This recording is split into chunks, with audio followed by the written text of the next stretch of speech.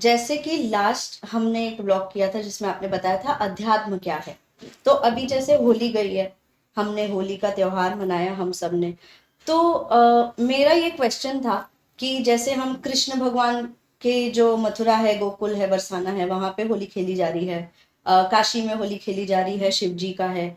अयोध्या में भी लोग होली खेल रहे हैं। तो जैसे श्री राम भगवान, श्री कृष्ण भगवान, भोलेनाथ, बाबा भोलेनाथ, सब ही होली खेल रहे हैं। तो इसका एक क्वेश्चन है कि होली का अध्यात्म से क्या रिलेशन है? क्या अध्यात्म भी होली को एज अ फेस्टिवल, या उसमें भी कोई एक ऐसा फैक्ट है जो छिपा हुआ है कि होली खेलते हैं तो वो अध्यात्म से भी रिलेटेड है? मतलब होली का अध्यात्म से क्या संबंध है? कनेक्टिविटी। कनेक्टिविटी क्या है उसमें? हाँ। अच्छा, तो कोई भी, जब कोई जैसे अध्यात्म है, राम अपने आप में अध्यात्म है, शिव अध्यात्म का रूप है, और कृष्ण भी अध्यात्म का वो रूप है जो बार बार जन्म लेते हैं। हाँ। शिव जन्म नहीं लेते, नहीं लेते, हाँ। लेकिन फिर भी उनके नाम पे स्मशान में होली खेली जाती है, मनाई जाती है। और स्मशान में है तो लोगों को लगता है कि वो मतलब भस्म से ही होली खेलेंगे, भस्म ही उनको सबसे ज्यादा प्रिय है। लेकिन कई बार ऐसा होता है कि होली जब आती है तो लोगों को लगता है कि चलो शिव जी को हमेशा तो भस्म लपेटे ही रहते हैं, तो हम जब शिव की कोई भी पूजा करते हैं, चाहे हम रुद्राभिषेक करें, चाहे महामृत्युंजय करें, कुछ भी करें, तो हम एक चीज भूल जाते हैं कि शिव जी ही एक ऐसे देवता हैं जिनको अबीर और गुलाल चढ़ता है।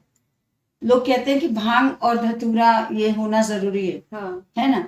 तो वो कितना जरूरी है और वो अध्यात्म का हिस्सा है या नहीं है, लेकिन लोग ये भूल जाते हैं कि शिव जी को अबीर और गुलाब इसेंशियल है, वो लगता ही लगता है। अच्छा, उससे उनकी शोभा बढ़ती है। तो कोई भी भस्म तो है ही है, भस्म तो ऑलरेडी है, भस्म तो ऑलरेडी है, लेकिन उनकी शोभा को बढ़ाने के लिए बाकी भी चीजें हैं, बाकी भी चीजें हैं, लेकिन हम भूल जाते हैं कि अबीर और गुलाल भी उनको चढ़ता है। अच्छा, जब उनका कोई भी बड़ी पूजा होती है। अच्छा, तो अबीर और गुलाल भी शिव जी को चढ़ता है भस्म के अलावा। तो अबीर और गुलाल पे सिर्फ राम और कृष्ण का ही अधिकार नहीं है। अच्छा अच्छा, ठीक है। अब ये क्लियर हो गया कि अबीर और गुलाल यानी कलरफुल कलर से शिव जी का संबंध है। हाँ। भस्म भी अपने आप में एक कलर है जिसका ग्रे रंग, ग्रेश, जो ग्रे, जो ग्रेश है। और आपने प्लैनेट्स में देखा होगा कि जो केतु हैं, केतु ग्रह जो हैं जिनका अध्यात्म से और मृत्यु से, मोक्ष से डायरेक्ट, तो केतु का डायरेक्ट धुएं से संबंध है। केतु मीन्स धुआं, यानी उन्हें क्या कहते हैं?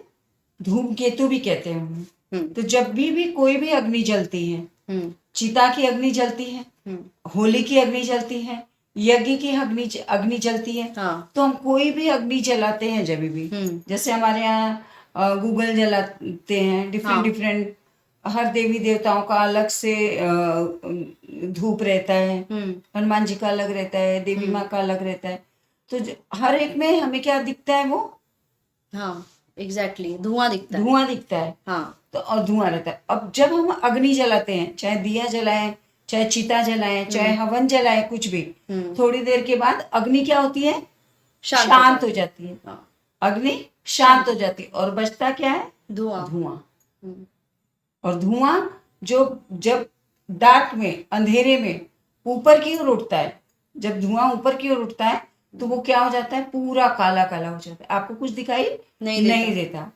कुछ भी दिखाई नहीं देता। यानी एक समय हर एक इंसान की लाइफ में ऐसा आता है, चाहे वो मृत्यु हो गई तो आप उसको देख नहीं पा रहे हो, लेकिन उसकी आत्मा की जर्नी स्टार्ट हो जाती है, जहाँ पे कुछ नहीं है। लेकिन उस कुछ नहीं में से, उस अंधकार में से क्या प्रकट हो रहा है? कुछ तो प्रकट हो रहा है। कुछ तो आ रहा है। तो अब जो आ रहा है उस धुएं के बाद जो आ रहा है, उस हवन के बाद जो कुछ भी आ रहा है, वो सब कुछ क्या होगा, नया नया होगा। यानी क्या कहते हैं, धुआं छट गया है। हाँ। तो हम क्या करने लगते हैं, हम हमारे जीवन में खुशियां आ जाती हैं। और कलर्स क्या है, सारे कलर्स जो भी हैं वो हमारे ब्रह्मांड से, सूर्य से, मंगल से, बुद्ध से, सबके एक एक कलर से, हाँ हाँ हाँ सबका अपना एक एक रंग है। रंग है। और रंगों का के बिना हमारी जिंदगी अधूरी है। हाँ। और हमारे जीवन में भी कई तरह के रंग आते हैं। हाँ।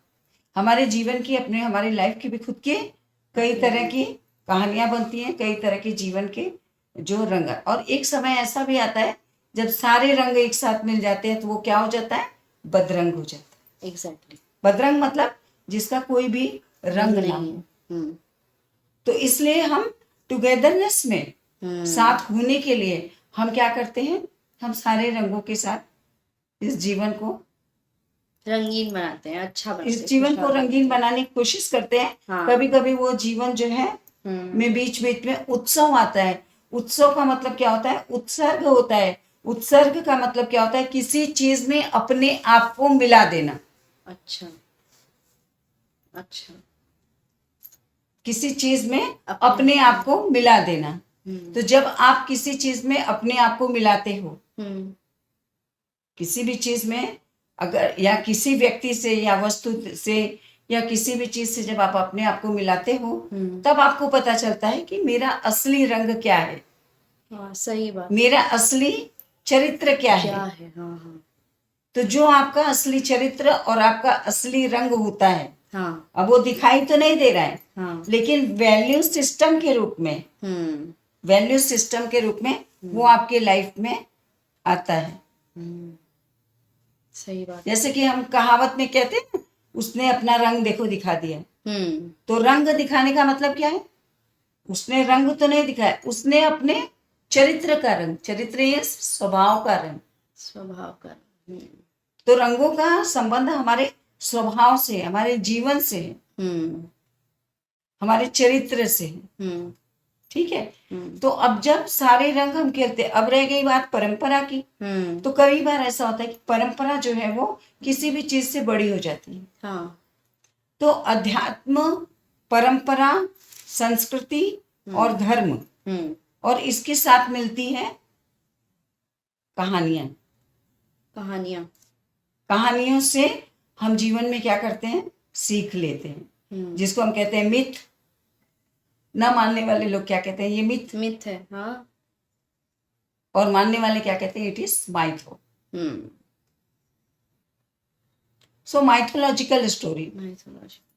तो जो माइथोलॉजिकल स्टोरी होती है वो बहुत बड़ी हो जाती है।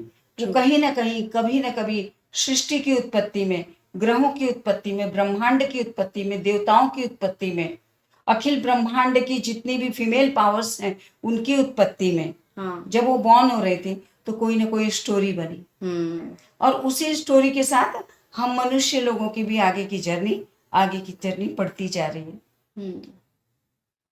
अब ये क्या होता है कि हम किस तरह से किसी चीज को मानते हैं। ये जो साल में एक बार हमारे पास कोई भी उत्सव आता है, उत्सव यानी फेस्टिवल आता है, कोई उत्सव आता है, कोई पर्व आता है। इन दोनों में भी फर्क होता है। और दोनों का ही रिश्ता अध्यात्म से है और बहुत गहरा रिश्ता है। क्योंकि इनके आने में, इनके होने में ही ये इनके होने से ही जीवन कुछ पल के लिए सही बहुत बड़ा हो जाए। और जब ये आते हैं तो आपसे आपका सब कुछ ले लेते हैं, आपकी एनर्जी, सही बात है, आपका धन, सही है, समझ। तो सब कुछ ले लेते हैं। जो आप कहीं पे भी खर्च नहीं करते हो वो उत्सव में करते हो। सही बात है, खर्च कर देते हो। उस उत्सव में जिसको ना आपने कभी देखा, ना आपने कभी जाना कि क्या हुआ था, इसके पीछे क्या था, सब कर रहे हैं, हम भी करेंगे। अगली बारी और बढ़िया से करेंगे। तो ऐसा क्या चीज है जो उस चीज को पकड़ के रखा है और कह रहा है कि अगली बारी हम बेहतरीन करेंगे और बढ़िया से करेंगे। चलो इस बार तो हमने होली नहीं खेली, अगली बारी बहुत मजे से खेलेंगे।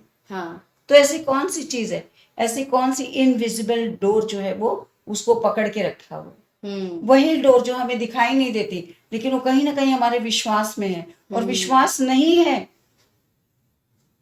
तो भी हम जुड़ जा रहे हैं। सही बात, उसी का नाम अध्यात्म है, सही बात, ट्रू।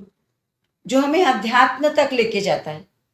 तो चाहे हम उससे जुड़े रहें, चाहे हम उससे ना जुड़े रहें, बहुत जीवन की बेसिक सी चीजों का नाम है अध्यात्म।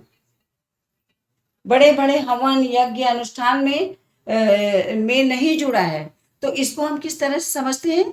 इसको हम समझते हैं कहानियों के, माइथो। और माइथो आती क्या कि एक समय की बात है,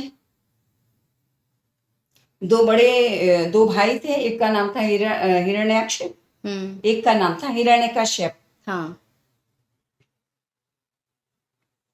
दोनों बहुत तपस्या कर रहे थे, क्योंकि धर्म उस समय सबसे पहले, जब कुछ नहीं होता है तो क्या होता है? धर्म। सही बात। तो दोनों तपस्या करते हैं, एक तपस्या करता है, तपस्या से पूरा ब्रह्मांड हिला डालता है, तो ब्रह्मा जी को आना पड़ता है। तो ब्रह्मा जी से वरदान मांगता है कि पृथ्वी पर मेरे जैसा कोई ना हो, पूरी पृथ्वी पर, अचल पृथ्वी पर मेरा ही राज हो, मैं ही सब कुछ रहूं, सर्वे सर्वा, मतलब सब कुछ। भगवान बोलते ठीक है, भगवान तो भगवान, तो बोलते ठीक है।